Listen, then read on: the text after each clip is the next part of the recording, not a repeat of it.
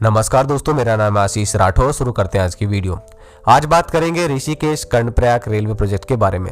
हमारे उत्तराखंड में जो चार धाम है, यमुनोत्री, गंगोत्री, बद्रीनाथ, केदारनाथ, इन चारों को जोड़ने के लिए एक बड़ा रेलवे नेटवर्क बिछाया जा रहा है, जिसका फेज 1 का काम 125 किलोमीटर का न्यू ऋषिकेश से लेके कर्णप्रयाग तक 125 किलोमीटर की रेलवे लाइन बिछाई जा रही है। अगस्त 2022 में मैंने वीडियो के माध्यम से एकदम डीपली रिसर्च करके आपको समझाया था आखिर 125 किलोमीटर की जो रेलवे लाइन है, इसके अंदर आखिर क्या क्या कौन कौन से रेलवे स्टेशन है, कौन कौन सी लोकेशन है, कहां पर ये लाइन होकर जा रही है, उसको आप समझ सकते हैं उस वीडियो के माध्यम से। और आज मैं आपको अपडेट देने जा रहा हूं। उस अगस्त वाली वीडियो में मैंने जो प्रोग्रेस बताई थी, उस प्रोग्रेस में अब कितना अंतर आ गया है दिसंबर 2022 तक का, और यहाँ पर जो प्रोग्रेस रिपोर्ट आई है उसका कंपैरिजन में करके आपको आगे बताने वाला हूँ। इससे पहले आपको बता दूं, इन 125 किलोमीटर के रेलवे लाइन में 80% हिस्सा जो कि 104 किलोमीटर का होता है, वो पूरा टनल वर्क है। और टनल जो है यहाँ पर लगभग मेन 17 टनल बनाई जा रही हैं, जिसमें से एक सबसे बड़ी टनल है जो कि भारत की सबसे बड़ी टनल कहलाएगी जब बन जाएगी।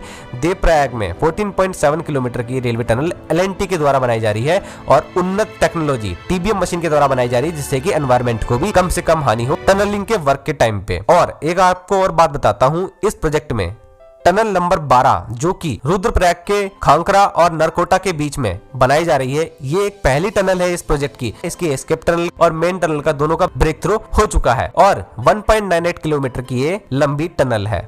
तो ये वीडियो मैंने आपको पहले भी बना के बता दिया था कि किस तरीके से ये काम हुआ है। तो अब हम जान लेते हैं कंपैरिजन करके।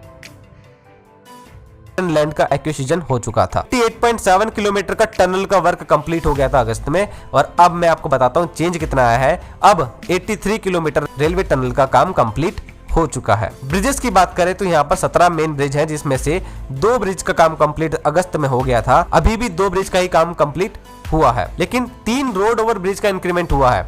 ये रोड ओवर ब्रिज जो है ये कंप्लीट हो चुके हैं। इनकी बहुत ही अच्छी तस्वीरें मिनिस्ट्री ऑफ रेलवे ने शेयर करी भी है। यहाँ पर 34 माइनर ब्रिजेस भी हैं, जिसमें से 15 ब्रिजेस का काम कंप्लीट हो चुका है। यहाँ पे जो पुल है उनको ऋषिकेश में चंद्रभागा नदी के ऊपर बनाया जा रहा है।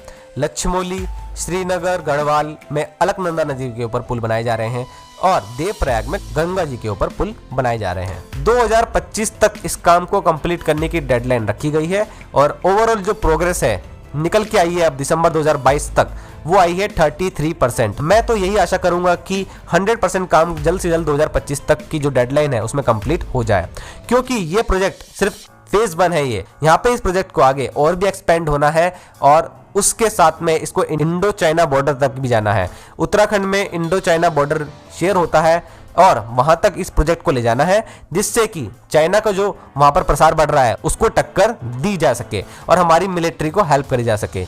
हालांकि इस प्रोजेक्ट में बहुत ज्यादा अड़चनें भी आई, लेकिन अब उन्नत टेक्नोलॉजी और साइंटिफिक रिसर्च के माध्यम से RVNL के सुपरविजन में ये काम चल रहा है, और यहाँ पर पर्यावरण को कम से कम नुकसान पहुंचाते हुए इस प्रोजेक्ट को आगे बढ़ाया जा रहा है। तो आई होप कि ये प्रोजेक्ट कामयाब हो भारत का, क्योंकि इस प्रोजेक्ट के कामयाब होने से एक बात तय हो जाएगी, हम लोग साइंटिफिक वे से अब अपने प्रोजेक्ट को आगे बढ़ा रहे हैं। पहले कुछ ऐसे प्रोजेक्ट हुआ करते थे जिनमें बहुत सही फैसले नहीं लिए गए, जिस वजह से पहाड़ी क्षेत्रों में कुछ नुकसान भी देखने को मिले हैं। हालांकि जोशीमठ में जो घटना देखने को आई, NTPC की जो जल विद्युत परियोजना की टनल है, वो वहां बहुत ज्यादा विरोध चल रहा है। उस प्रोजेक्ट को साइंटिफिक नहीं कहा जा रहा है बहुत सारे स्थानीय लोगों के द्वारा। तो ये सब चीजें भी होती हैं प्रोजेक्ट के सामने, और जिन लोगों के लिए ये सुविधाएं करी जा रही हैं वही लोग अगर परेशान होंगे तो फिर इस तरीके के प्रोजेक्ट का कुछ फायदा भी नहीं होता।